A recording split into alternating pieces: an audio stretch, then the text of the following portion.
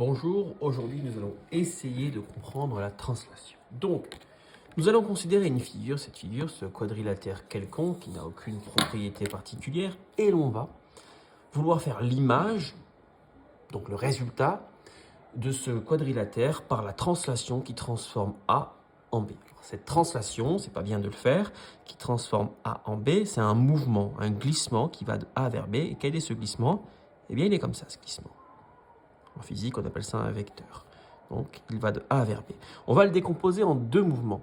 Mouvement de gauche à droite, combien de carreaux? 1, 2, 3, 4 carreaux. 4 carreaux vers la droite. Et mouvement de haut en bas, combien de carreaux? 1, 2. Donc, ce 4 carreaux à droite, 2 carreaux en bas, eh bien, il faut le faire pour tous les points de la figure, ici, du quadrilatère. Alors, je ne vais pas faire vraiment tous les points, je vais faire tous les sommets, je vais faire ce sommet-là. Il faut le bouger de la même manière. Donc, ce sommet-là, 4 à droite, 1, 2, 3, 4, il arrive ici. 2 en bas, 1, 2. Donc, il se retrouve ici. Son image est là. De là, on est passé à là. Et puis, je vais le faire pour lui. 4, 1, 2, 3, 4, 1, 2. Il arrive ici.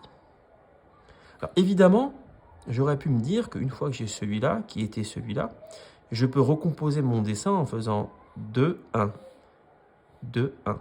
C'est une autre méthode. Du coup, avec cette méthode, je peux faire 1, 1, 1, 1, et donc arriver ici. Avec cette méthode, je peux faire 1, 2, 3, 1, 2, 3, et donc arriver là.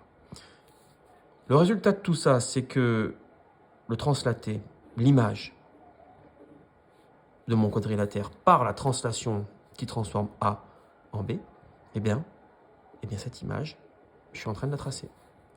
Voilà, c'est uniquement ça. La translation est donc un glissement. L'objet n'a pas bougé, c'est le même. Il n'a pas été déformé. Il a le même périmètre, la même surface. Il est bien identique. Bon, maintenant on va voir une rotation. Alors, c'est pas du tout pareil. Enfin, j'exagère, il y a beaucoup de points communs. Pour la rotation, j'ai considéré le centre haut. Et je vais faire une rotation, par exemple, dans ce sens-là. Donc le sens des aiguilles d'une montre. Bon, alors je vais commencer par faire tous les cercles. Tous les cercles. Donc je pique sur haut et je vais sur le premier sommet ici. Je le fais tourner. Je ne le fais pas en entier, mais je fais quand même un grand arc. Ensuite, je sais que je vais faire tourner celui-là. Vous voyez, celui-là? Je vais le faire tourner de la même manière. Bon, pas trop mal pour l'instant. Ensuite, celui-ci. Je vais le faire tourner. Évidemment, petite erreur. C'est pas grave, on va dire qu'on l'a pas vu. Je vais le faire tourner de la même manière. Voilà. Et enfin celui-là. Que je vais faire aussi tourner de la même manière. Je vais appliquer un peu plus. Bon, attention, chaque sommet, un arc. Bon, et maintenant, la rotation, donc, elle a un sens, un centre, et maintenant, je m'intéresse au degré. Je m'intéresse au degré, ça veut dire quoi?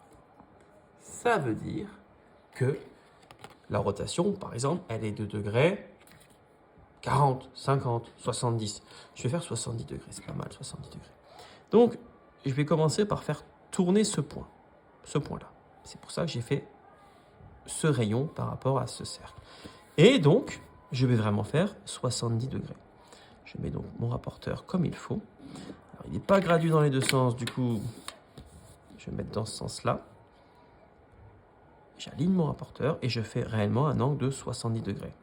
10, 20, 30, 40, 50, 60, 70, c'est ici. Vous voyez, c'est ici. D'accord?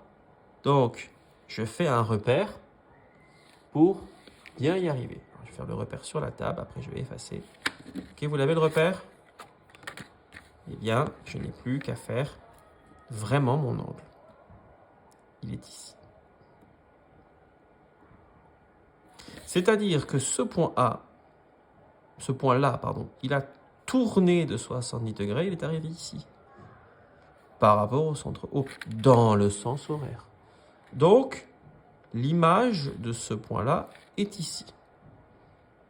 Très bien. Maintenant, il faudrait faire l'image de lui, 70 degrés. Donc, je vais réitérer la construction. Je vais la refaire plusieurs fois. Donc, allez, plus rapidement. Je trace le rayon. Je mets mon rapporteur. Je prends un angle de 70 degrés. Donc, 10, 20, 30, 40, 50, 60, 70. Je mets le repère. Cette fois-ci, il rentre. Et grâce à ce repère, je trace, pointillé bien sûr, l'angle. Attention, est-ce que c'est ici? Non, c'est pour celui-là. Donc je continue. Et j'arrive ici. C'est-à-dire que ce segment a tourné et est devenu ce segment. Voilà le type de travail qu'il va falloir faire. Bien sûr, je pourrais faire avec celui-là, je dois faire avec celui-là et encore avec celui-là. Je vous laisserai le faire tranquillement en classe. Au revoir et à bientôt.